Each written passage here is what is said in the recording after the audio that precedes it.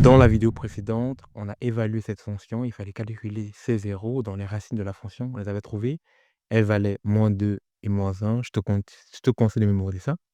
Ensuite, on avait calculé la dérivée de f. On l'avait trouvé assez facilement. Je te conseille également de noter bien ça. Et par la suite, on avait calculé les asymptotes. Donc, j'avais calculé l'asymptote verticale en calculant la limite quand x tendait vers 0. J'aurais dû également calculer pour plus 0 et moins 0.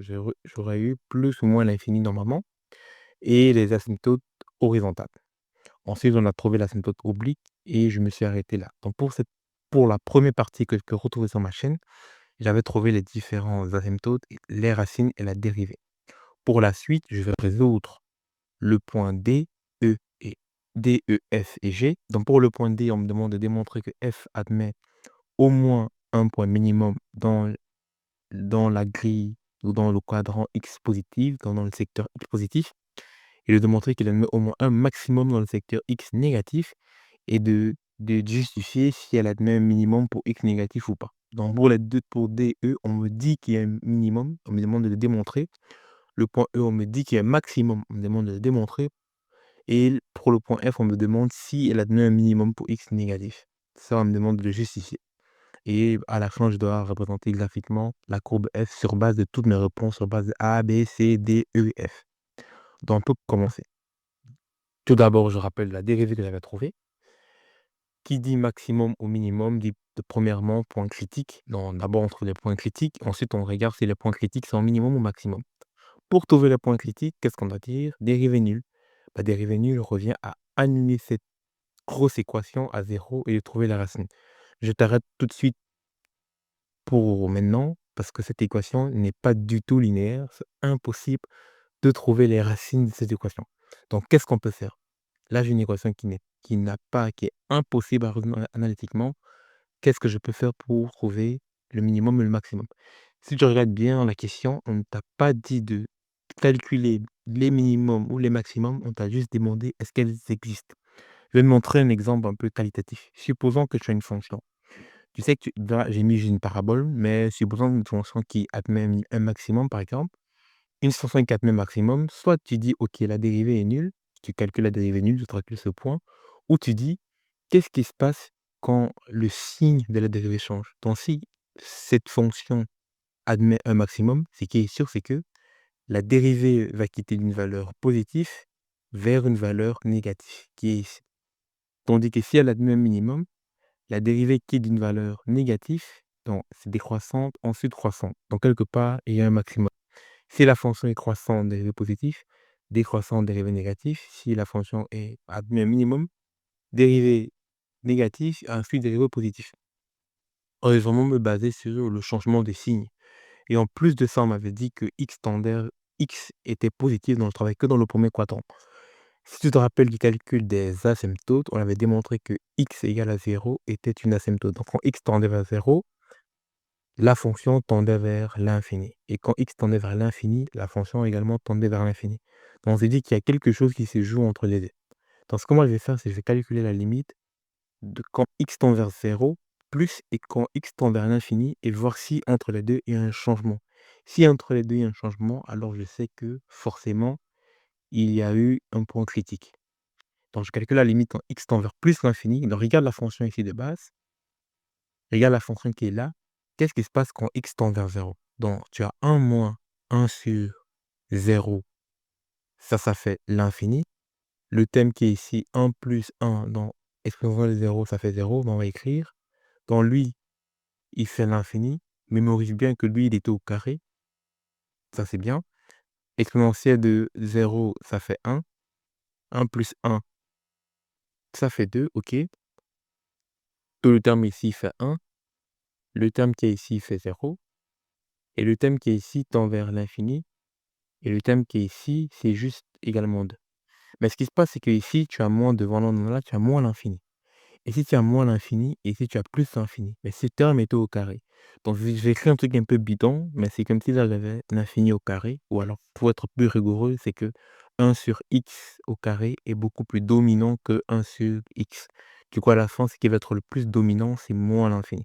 Ça veut dire que quand x tend vers plus 0, j'ai moins l'infini. donc j'ai une fonction qui est décroissante quand x tend vers plus l'infini.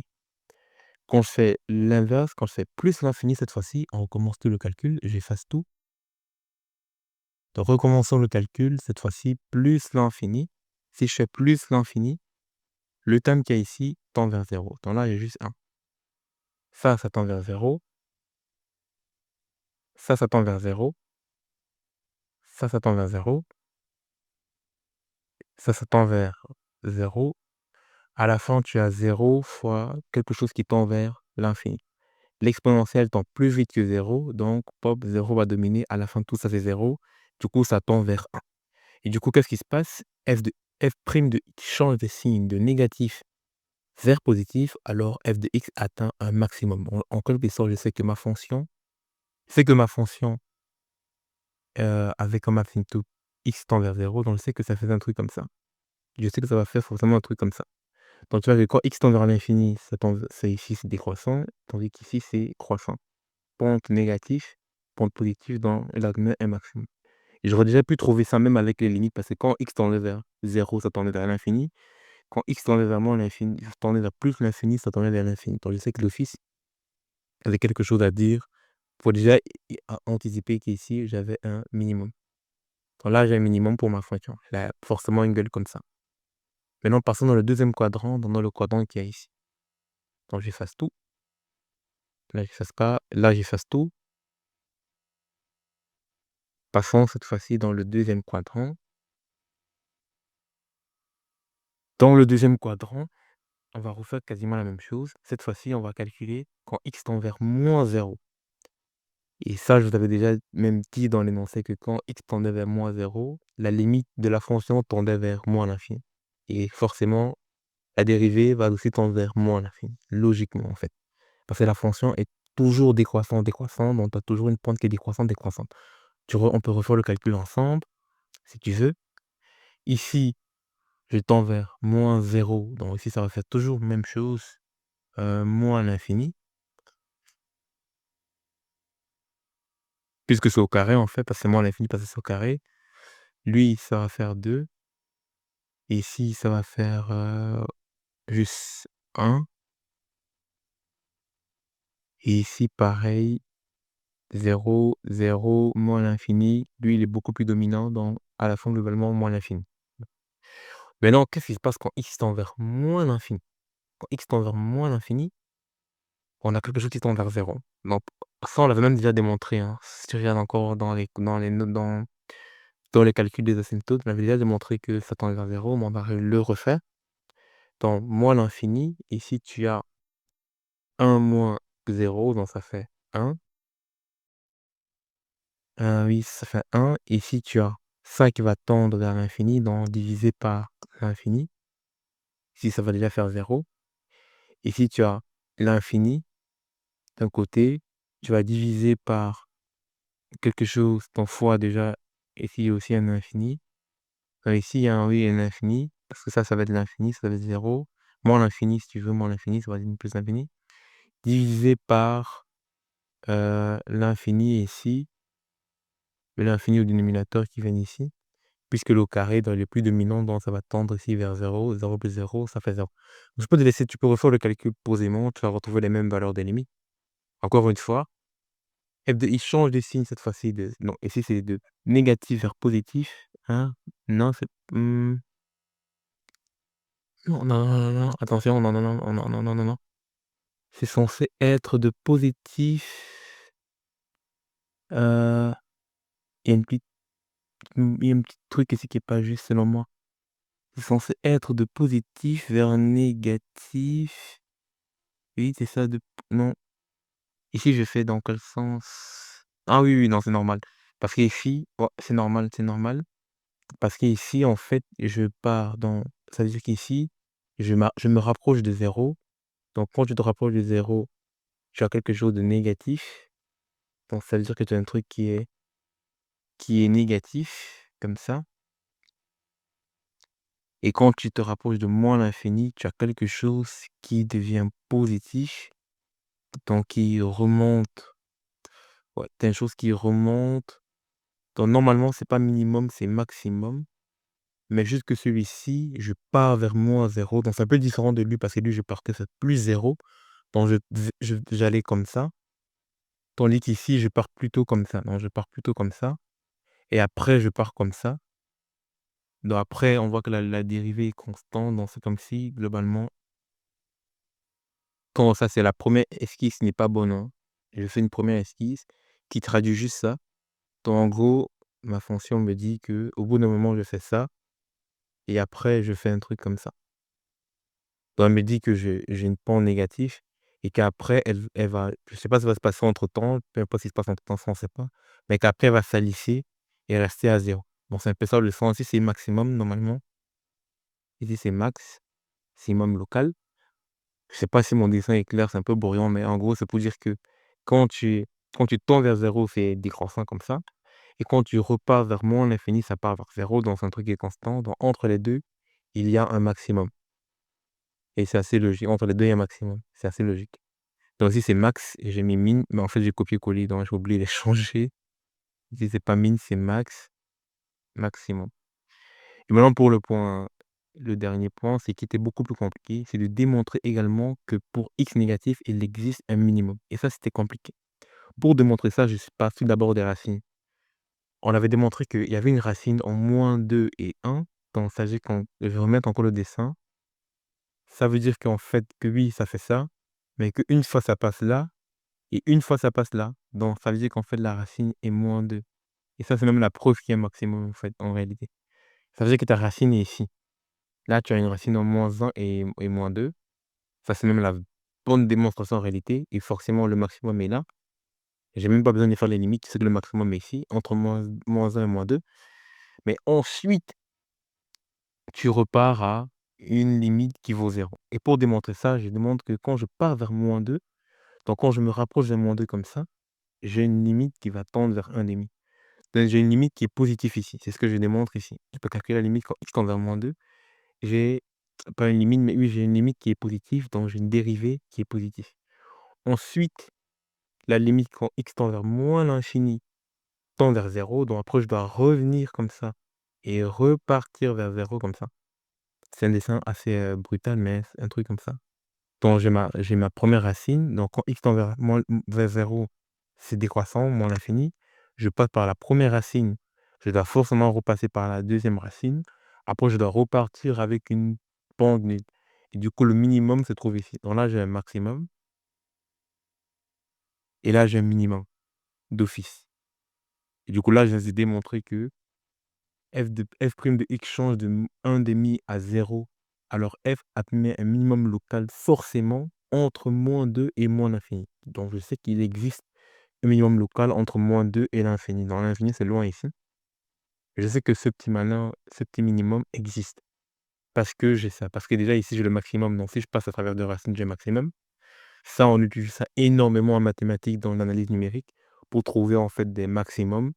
On évalue les zéros entre 2 points de proche en proche jusqu'à cerner le maximum local ou le minimum local, peu importe.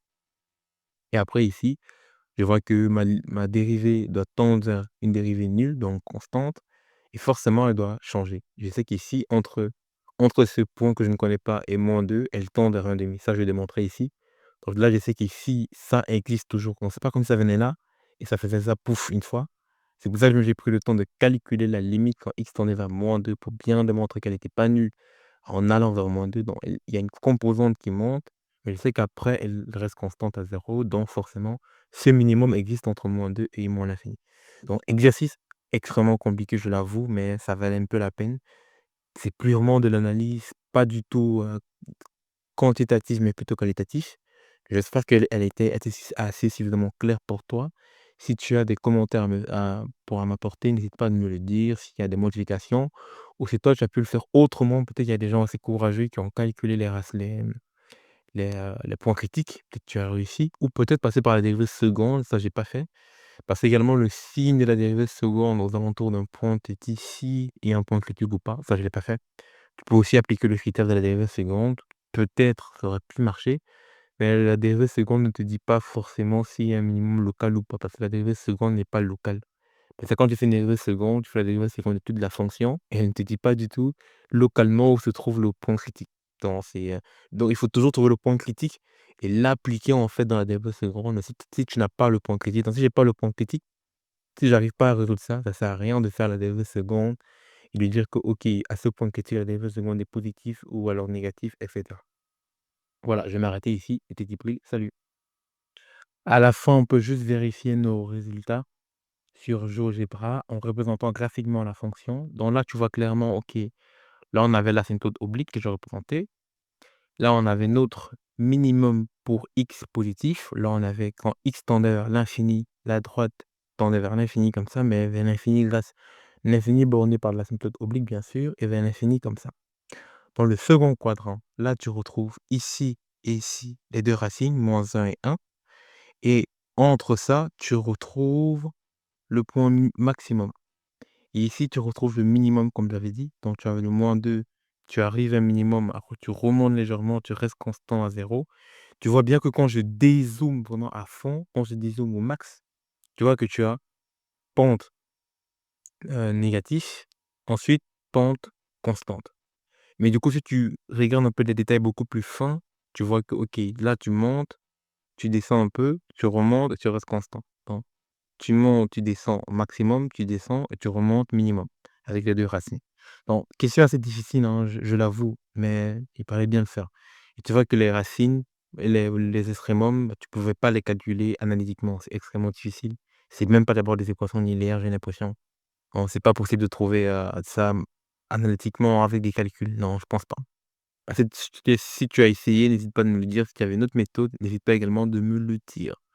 C'est tout pour cette vidéo, c'était Djibril, salut. Je pense que j'ai déjà dit salut à la vidéo précédente, parce qu'en fait, j'ai relancé la vidéo pour enregistrer ça, donc fais pas attention à si la fin semblait être une fin.